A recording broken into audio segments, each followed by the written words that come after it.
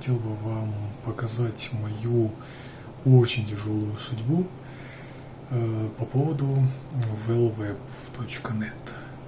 Такая вот себе конторка, которая показала себя с самой просто худшей стороны, а всего лишь нужен был сервер. Итак, я вам покажу всю историю нашей переписки, всю историю переписки с коллегами и другими. Надеюсь, вас сподвигнуть на правильное решение никогда не связываться с этими ребятами. Ну что ж, давайте приступим. Ну что ж, друзья, как и обещал, я вам покажу историю переписки моей с поддержкой WellWeb. Некоторые данные я закрыл, потому что там они как бы персональные чуть-чуть. Но все остальное осталось как бы как было и в оригинале. Значит, это сообщение на сайте вот WellWeb, как вы видите, здесь я могу даже показать вам сертификат, то что это не какая-то поддельная страничка, вот все работает. Значит, написал я этим ребятам вот 29.04 получается. Я немножко увеличил масштаб, чтобы вам было лучше видно, может быть еще необходимо увеличить. Вот, и получается здесь идет вот такая вот достаточно большая история переписки. Как видите, здесь вот мой email везде фигурирует. Здесь я у них спрашиваю о том, возможно ли такая конфигурация сервера. Они мне отвечают, что да, типа все возможно. Я спрашивал там по поводу Роскомнадзора, если IP блокируют, ну, например, бывает такое, что случается. В общем, они мне все там отвечали, все было классно, все было здорово, великолепно. И получается, вот уже у меня почти тот момент оплаты идет. Если хотите, можете останавливать, там, перечитывать это, но особого смысла, конечно, в этом нет. Я просто хочу вам показать о том, что это все реально, и это не какой-то заказной там отзыв, типа платный, чтобы понизить репутацию этого замечательного, в кавычках, хостинг-провайдера, через дефис, кстати, пишется. Получается, вот я столько вот денег заплатил им приблизительно.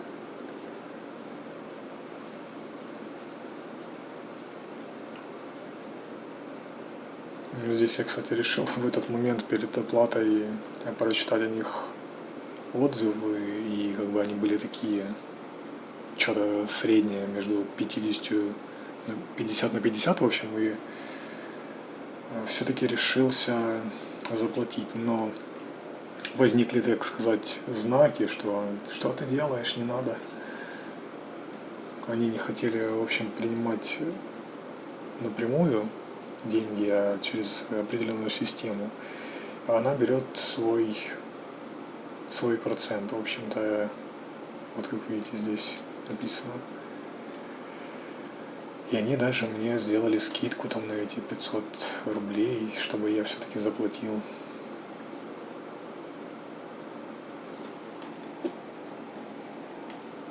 Ну вот, как видите, получается 29.04, 19:49 время. Вот. Написано в течение 2-4 часов, как видите. 29.04, я напоминаю. 30.04, ну, естественно, это перед праздниками прям, но, смотрите, дело в том, что в нормальной, адекватной компании всегда есть дежурные специалисты, которые могут сделать, в принципе, ну, определенное задание выполнить. Я вот задал, допустим, собрать мне сервер. Ну что стоит для как бы нормальной, адекватной хостинг-компании собрать сервер?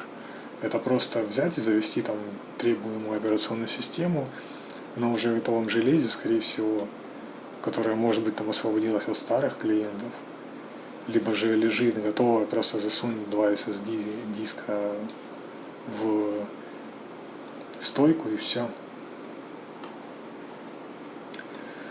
Вот здесь вот уже получается у нас 30.04, как вы видите, уже прошло более 2 часов, и сервера до сих пор нет. Я там нашел некоторые ошибки у них в оферте, кстати, которую они по сути это не выполнили, потому что они не предоставили мне услуги. Вот 1.05 вроде бы как выходные, да, но тем не менее я пишу, как видите, 1.05, 2.05, 3, 7 уже. Бонусами спасибо, конечно. Этот счет мне постоянно какой-то левый на оплату. Я уже оплатил как бы счет, а мне еще присылают, они оплатите. Ну, видимо, они не зафиксировали, что я оплатил, не знаю. И вот получается последнее сообщение мое в этом чате. Дальше я решил написать все-таки платежникам через систему, которую я оплачивал. Она называется UnitPay. Я тоже здесь некоторые данные скрыл, но все остальное, естественно, в оригинале. Значит, здесь я описываю суть как бы задачи.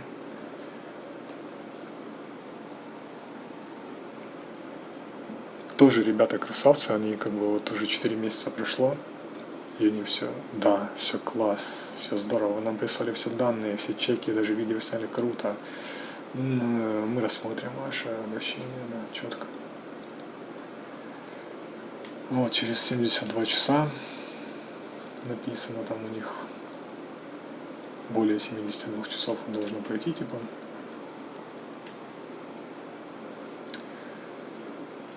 Вот уже 5 мая идет.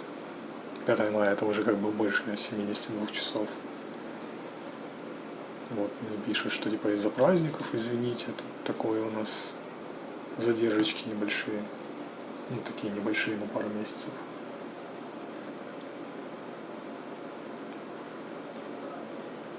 Как видите, у меня спрашивают, я тут писал ли я на почту такую-то, ну, там информацию скидывал, все по данной транзакции. Вот. С партнерами они там связывались. И даже мне чуть-чуть дальше писали, что они там выплатят. Они мне выплатят.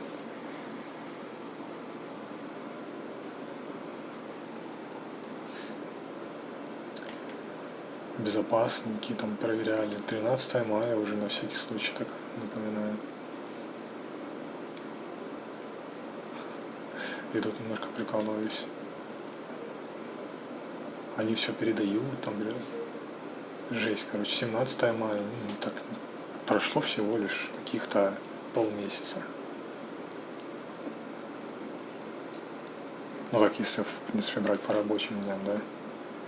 Смотрите, вот мне вот это понравилось, это какое там число, 17 мая. Я тут переписывался, и мне пишут. Если сегодня он нам не ответит, то завтра сделаем вам возврат.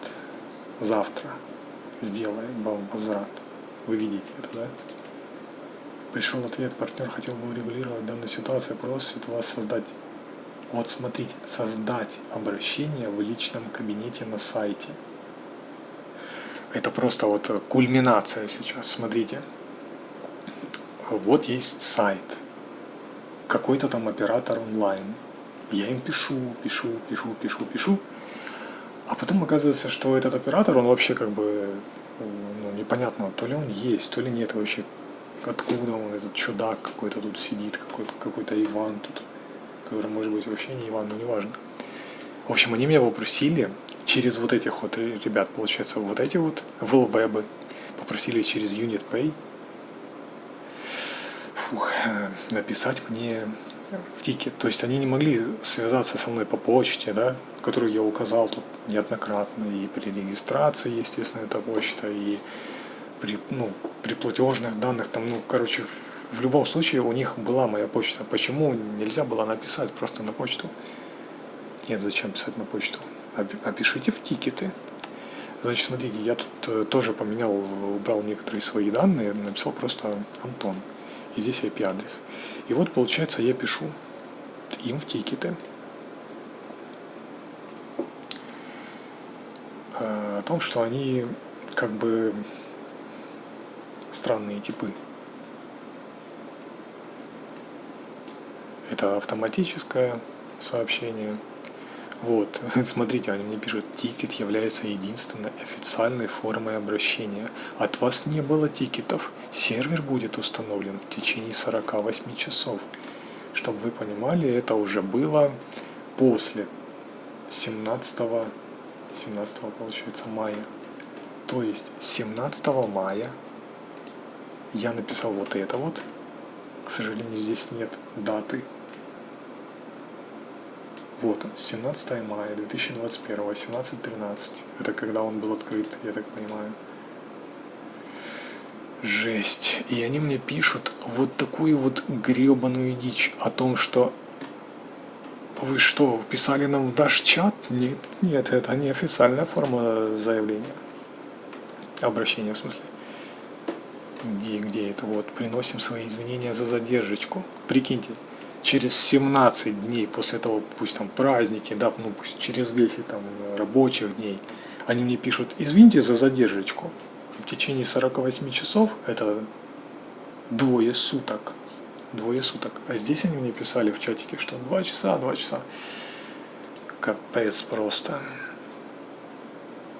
Я тут уже пишу, что мне не нужен сервер. Здесь автоматическая реакция. Я спрашиваю, когда будет реакция, опять автоматический ответ. Хорошо, возврат будет выполнен. Короче, ну это просто дичь. Вот смотрите, возврат будет выполнен по реквизитам, с которых была оплата в оговоренные в договоре сроки. В договоре оферте, чтобы вы понимали, что такое оферта. Я ее могу как принимать, так и не принимать. То есть это не является каким-то официальным, по сути, договором. Это как бы бумажка, просто по которой описаны возможные ситуации. Но, тем не менее, они считают, что этот договор имеет силу. Хотя они мне не предоставили услуг, соответственно, договор не имеет силы. Потому что я как бы сторона заплатил, а они, сторона вторая, не предоставили. То есть это все равно, что вы в магазине придете, дадите деньги, а вам скажут, а мы вам товар не дадим. Вот типа такая ситуация. А по договору вы вот должны ждать теперь. И ждать получается, вот смотрите, вот возврат будет выполнен, да, там все дела. И следующий тикет, ну здесь я прошу убрать напоминание об оплате, которую я уже оплатил. Здесь я все спрашиваю, как там дела. Блин, почему нет дат, я не пойму. И как видите, вот все в том же русле. 29.04, как видите. И сейчас мы долистаем до верха, и там будет дата, когда это было открыто. Ожидайте возврат в течение 45 рабочих дней. Вот смотрите, здесь написано 45 рабочих дней с 18 мая получается. С 18 мая это заканчивается 20 июля. Сегодня 22 уже. То есть как минимум 3 дня уже прошло после самой последней как бы их даты. То они мне писали 30 банковских дней, но это типа 45 как бы рабочих приблизительно. Ну, в таком самом худшем варианте возьмем, да. Теперь они мне пишут 45 рабочих дней. Я спрашиваю, а с какого именно? 45, они мне пишут, вторник 18 мая. Господи, а я же оплатил 29.04, ничего, ребят? Эти сроки указаны в договоре. Я почитал договор. 45 опять. Я спрашиваю, когда же? Мне автоматические ответы присылают, просто не знаю, не копипастят, наверное. Тут немножко взбесился уже. И вот, собственно, 3 дня назад, как видите, последнее обновление, был он открыт 24 мая. 24 мая. Почти уже через месяц, после того, как через 2 часа, в кавычках, должен был предоставиться мне сервер.